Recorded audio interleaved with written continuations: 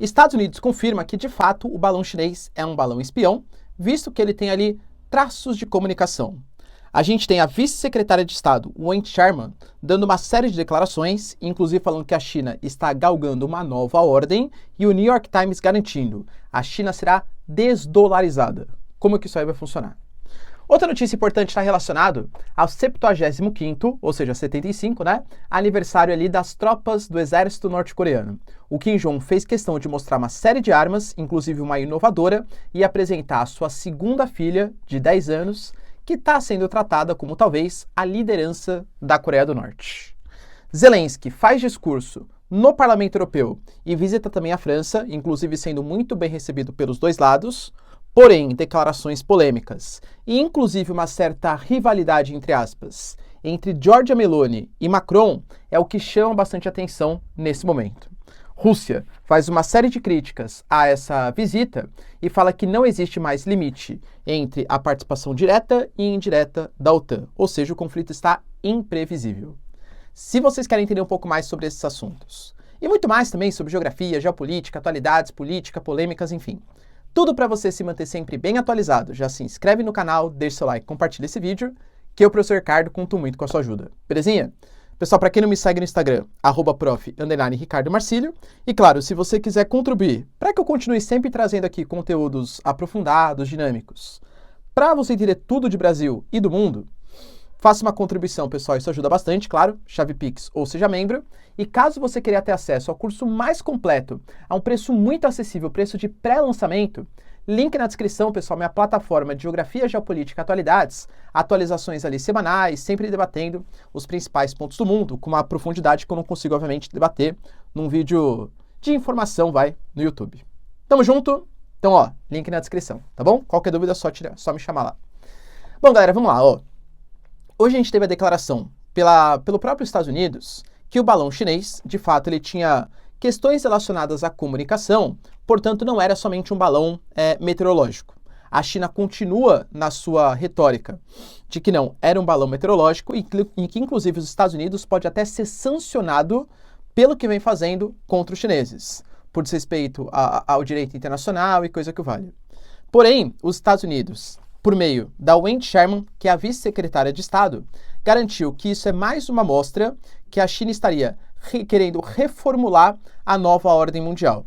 Lembrando que também, isso é uma declaração que não são os chineses, aliás, só os americanos que dão, tá? A própria China e a Rússia também dão declarações nesse sentido. Só que, claro, cada um defendendo seus interesses. Quando os Estados Unidos falam que eles querem reformular, a China quer reformular essa nova ordem mundial, está falando do fim da democracia, do fim das liberdades, enfim, né? Quando a China e a Rússia falam, inclusive com os BRICS, esse ano, tendendo a se expandir, formar os BRICS+, que eles querem formar uma nova ordem mundial, seria, segundo eles, uma nova ordem mundial mais democrática, mais participativa, com a participação efetiva dos países emergentes, e não só um grupinho de países como o G7 comandando a nova ordem mundial, e, claro, liderado pelos Estados Unidos. Então, os dois falam isso. Agora, quem está certo, na verdade, né? Os dois ali defendendo os seus próprios interesses. Mas, pensando nisso, a própria secretária garantiu que os Estados Unidos vai fazer de tudo para impedir que as tecnologias americanas cheguem na mão dos chineses. Principalmente pensando que a China cada vez mais abandona o seu viés de soft power, somente soft power, e investe muito em hard power. Já coloquei para vocês algumas vezes aqui que o Biden, em documento oficial, a nação americana garantiu que o inimigo de curto prazo é a Rússia, pela guerra Rússia-Ucrânia, mas que a China é o inimigo de longo prazo a ser combatido. Tanto pela questão de tecnologias de comunicação, liderança em tecnologia e tal, mas principalmente também pela questão militar. A China é o país que proporcionalmente hoje mais desenvolve arsenais nucleares, principalmente se a gente comparar com os russos e com os americanos, tá? Dentro de 20, 30 anos, a China chegar no nível, não sei, mas deve se aproximar bastante dos dois países.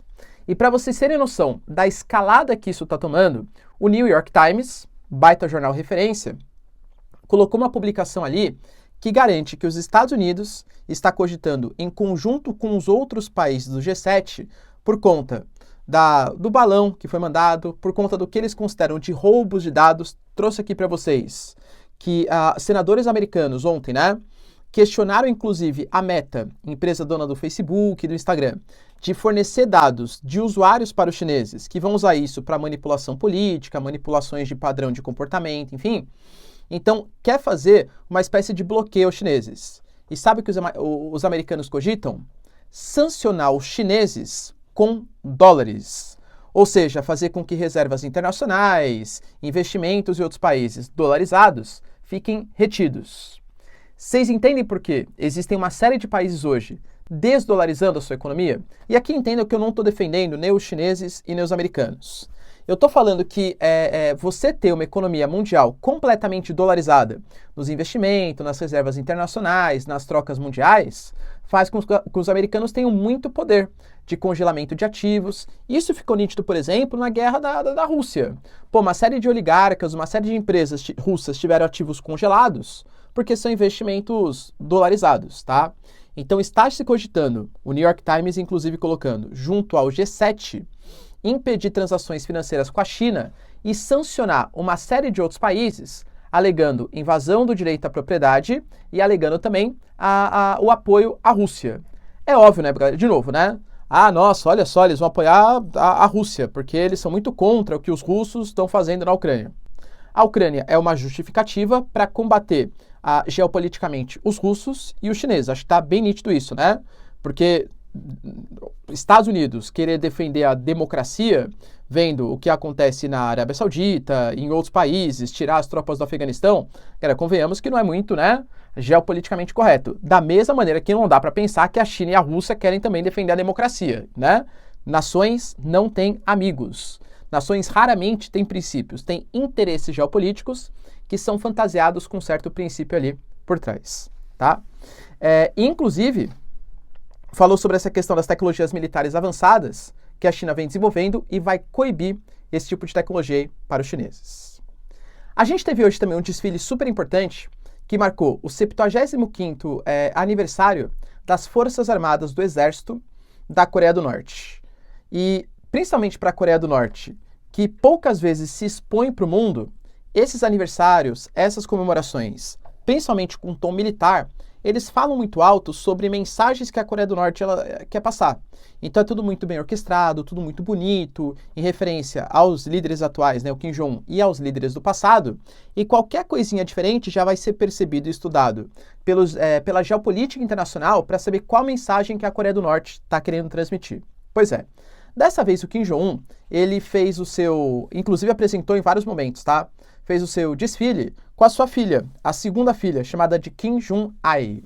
Essa segunda filha tem hoje, estima-se aí, 10 anos, tá? Algumas fotos dela fazendo um banquete, observando ali as celebrações militares, e ela está participando cada vez mais ativamente.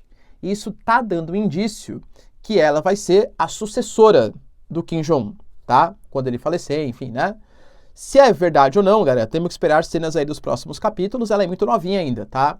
Mas aparentemente é isso que está sendo visto pela comunidade internacional. Outra coisa que chamou a atenção foi que a Coreia do Norte, mesmo sancionada, mesmo em 2018, meados de 2018, tentando fazer um acordo com o Trump, que não deu certo e tal, fez ano passado o maior número de testes com mísseis desde 2017, para vocês terem uma noção, foram cerca de 70 contabilizados, vários próximos ali da Coreia do Sul, do Japão, e desfilou com uma série de mísseis intercontinentais, inclusive vários deles com capacidade de atingir os Estados Unidos. Uma das tecnologias inovadoras que foram colocadas é o chamado míssil de combustível sólido, porque você precisa de um tempo de preparo menor e você consegue locomover ele em solo de maneira mais fácil do que os combustíveis ali sem ser sólidos, né? Então, são essas inovações que mostram que a Coreia do Norte, mesmo sancionada, mesmo pressionada, com exercícios militares já marcados entre Coreia do Sul e Estados Unidos para fevereiro, ainda esse mês, está crescendo militarmente falando e pretende, claro, ameaçar os sul-coreanos. Não dá para esquecer, primeiro, que o chefe de governo da Coreia do Sul já anunciou que pode fazer ele mesmo uma arma nuclear ou aceitar uma base nuclear americana em seu território. Ou seja, as tensões na Coreia também estão aumentando bastante, tá? Além disso, a gente teve hoje o Zelensky fazendo duas visitas. Primeiro visitou Emmanuel Macron, presidente da França, e inclusive recebeu dele a maior honraria do Estado francês, né? pela sua bravura, pela sua coragem. E depois foi a Bruxelas, visitar o Parlamento Europeu. E no Parlamento Europeu, ele fez um discurso ali e também conversou com a Roberta Metsola, que é a liderança hoje do Parlamento Europeu. E para variar, assim como ele fez com os franceses e assim como fez com os ingleses ontem com o Rishi Sunak e com o rei Charles III, ele pediu caças, falando que os caças serão a sua asa para a liberdade, né? Ou seja, a gente tem que combater os russos para conseguir livrar eles do nosso território. O Macron não se pronunciou sobre o fato, mas deu indicativos que vai fornecer armamento para os ucranianos. O Rishi Sunak, do Reino Unido, deu a entender que a Inglaterra pode sim colaborar com o envio de caças. E a Roberta Metsola deu a entender também que a União Europeia vai pleitear sim mandar esses caças. Tá? Se vai ou não, isso já é outra questão. A gente teve outra notícia importante hoje também, que foi a confirmação de mais de 100 blindados Leopard 1 agora, já ia ter o Leopard 2, o Challenger do Reino Unido, o AMX da França e o Bradley e o Abrams dos Estados Unidos. Isso, galera, a tendência é que chegue daqui a alguns meses, tá? E agora a confirmação do Leopard 1, que é um tanque um pouco mais antigo, né? Fabricado ali meados da década de 60, aposentou na década de 80, então ainda precisa de um pouco de manutenção e tal. Mas um ponto importante foi a declaração que está autorizado mandar, mais de 100 blindados vão para lá, e que a OTAN, ou seja, os países da União Europeia, vão treinar os combatentes, cerca de 600 aí, no mínimo, para conseguir lidar com esses tanques. E aí a gente teve uma declaração muito forte, tanto do Shoigu, que é como se fosse uma espécie de chefia ali, né, da defesa da Rússia, e também do Peskov. O Shoigu deixando bem claro que a guerra está imprevisível, porque a Rússia, nesse momento, segundo eles, não está lutando contra a Ucrânia. A Rússia está lutando contra uma coalizão. É a Ucrânia, por exemplo, desses países que vão mandar, Dinamarca, Holanda, Alemanha, então esses 3 países também estão atuando na guerra. É o Reino Unido que vai mandar tropas, é os Estados Unidos, e que inclusive o próprio Peskov, que é o chefe da comunicação, o porta-voz do Putin, ele falou que isso não muda, tá? Não assusta os russos, sei não, tá? Mas que não assusta os russos e que não muda os cursos da guerra. Mas também deixou claro, está cada vez mais difícil a gente conseguir definir exatamente a fronteira do que é o apoio direto e o apoio indireto da OTAN. Juntando essas palavras do Shoigu e do Peskov, dá a entender que a Rússia está cada vez mais incomodada com o apoio do mundo ocidental, e aí, se é uma guerra de um membro da OTAN contra a Rússia, aí a coisa já piora, porque são 2 grandes potências nucleares. Lembrando que a chefia da OTAN, Estados Unidos, e outros países, né? O Reino Unido tem armas nucleares também, a França também tem. E do outro lado, claro, a Rússia. Inclusive, a situação de tensão está tão grande que a Rússia, nesse momento, está cogitando sancionar os americanos, claro, ainda não explicando exatamente como serão essas sanções. Só lembrando, quando a gente fala da questão da China, né, da desdolarização da China, eu particularmente acho um pouco complicado que isso aconteça, tá? Os Estados Unidos quer, mas a gente tem que lembrar, quando o Trump ele começou a adotar uma série de medidas protecionistas contra o NAFTA, Estados Unidos e Canadá, o NAFTA foi obrigado a aceitar, e inclusive, né, hoje não é mais NAFTA, é o UNSCA. Quando adotou políticas protecionistas contra o Brasil, sobretaxando alguns minerais nossos, a gente teve que aceitar. É o mercado consumidor americano. Não tem como, então os Estados Unidos não comercializam com vocês porque vocês estão me sancionando. Pô, o Brasil sairia mais prejudicado que os americanos. A União Europeia teve que aceitar, embora tenha feito algumas contestações. E quando o Trump foi sobretaxar os chineses? A China falou, Trump, aqui não. E começou uma guerra comercial entre Xi Jinping e Trump. Guerra comercial, aliás, que perdura até hoje. E aí, será que os membros do G7 teriam coragem de sancionar os chineses? Sancionar a Rússia? Olha o caos geopolítico que está causando no mundo. Disparada do preço dos combustíveis, disparada do preço dos alimentos, cereais, enfim. E sancionar os chineses? A maior produção industrial do mundo. Hoje, está colocando o mapa aí para vocês, o país que mais tem parceiros comerciais no mundo. O mundo deixou de ter os Estados Unidos como principal parceiro comercial e hoje depende muito mais dos chineses. E aí, esses países vão conseguir sancionar a China? Então, por isso que eu falo, né? O discurso é muito fácil. Agora, sancionar os chineses, não sei se fará bem para a economia mundial. Penso eu que não, tá? E seria praticamente impossível. Nesse momento, eu vejo 2 países, pelo menos, insancionáveis. Estados Unidos e China. quando você sanciona um desses países, quem sai prejudicado é você e não o país, tá? É mais ou menos esse princípio. Bom, mas a Rússia anunciou que pesquisas internas ali garantiram que o responsável pelos ataques ao Nord Stream 1 e Nord Stream 2 são os Estados Unidos. E da mesma maneira que os Estados Unidos e a União Europeia condenam a Rússia pelo que eles fazem na Ucrânia, por outras questões, a Rússia também vai sancionar os americanos. Vai pressionar o mundo para que sancione os americanos, porque se eles fizeram isso no Nord Stream 1, Nord Stream 2, aquelas explosões, eles podem fazer várias outras coisas mais, tá? Agora, professor, da onde que sai essa investigação? Será que é fato mesmo que foram os Estados Unidos? Eu não desconfio de nada da geopolítica, mas tem que ver o argumento dos russos e o argumento dos americanos. Infelizmente, é impossível ter um tribunal totalmente imparcial, né? Penso eu que isso não vai dar em nada, tá? Vamos ser sinceros aqui, vai acabar não dando em nada. Só que, mesmo com Zelensky fazendo a visita à França, a gente teve algumas reclamações. Giorgia Meloni, que hoje é a chefe de governo da Itália, e só deixando bem claro, tá? Ela apoia demais os ucranianos. Ela, inclusive, arranjou briga com o Silvio Berlusconi. Quando a Giorgia Meloni ela se elegeu, ela formou uma base ali com outros membros da direita, como Matteo Salvini e Silvio Berlusconi. Quando ela se elegeu ao cargo de primeira-ministra, ela meio que, entre aspas, traiu alguns princípios do Matteo Salvini, que queria fazer indicações no seu governo, e também traiu o Silvio Berlusconi. O Silvio Berlusconi chama o Putin de irmão mais novo. Os dois trocam presentes ali de aniversários, vinhos muito caros, enfim, tá? E a Giorgia Meloni deixou bem claro, nós aqui nesse momento apoiamos a Ucrânia, inclusive gerando contestações de embaixador russo ali na Itália. Só que a Giorgia Meloni criticou muito a postura do Macron, falando que a postura do Macron em receber o Zelensky não pega bem para a guerra, porque a Itália, mesmo apoiando os ucranianos, inclusive mandando armas e tal, acredita que a diplomacia seria o melhor princípio. E receber o Zelensky nesse momento não contribui em nada para a diplomacia. A gente tem que lembrar só, né? Nossa, professor, que atitude, né? Enfim, geopolítica, todo passinho é uma demonstração de interesse, né? Zelensky, aliás, Macron e Meloni não têm um bom histórico, digamos assim. A Giorgia Meloni, ela se elegeu muito com esse processo de contestação de imigrantes muçulmanos, enfim, né?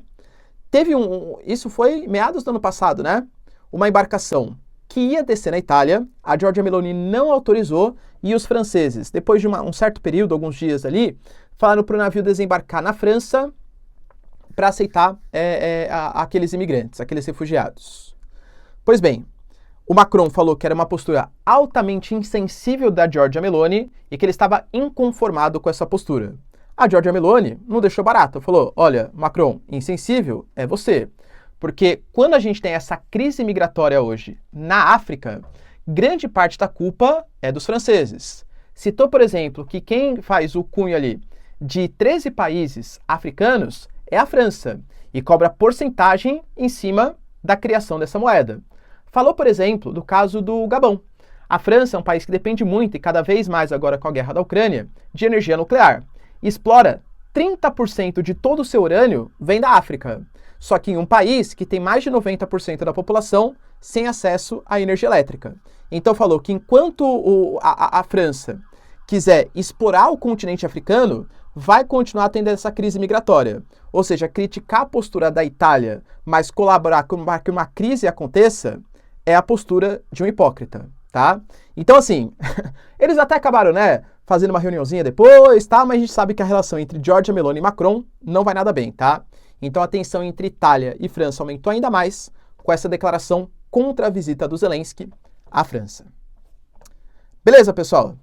Quero que vocês respondam, só para finalizar, uma pergunta para mim. E aí, será que será possível desdolarizar a China? Será que é possível sancionar a China no atual estágio do capitalismo? Deixa aí nos comentários que eu quero saber a sua opinião. No mais, se vocês curtiram o vídeo, tamo junto, beijos, abraços e tchau, tchau.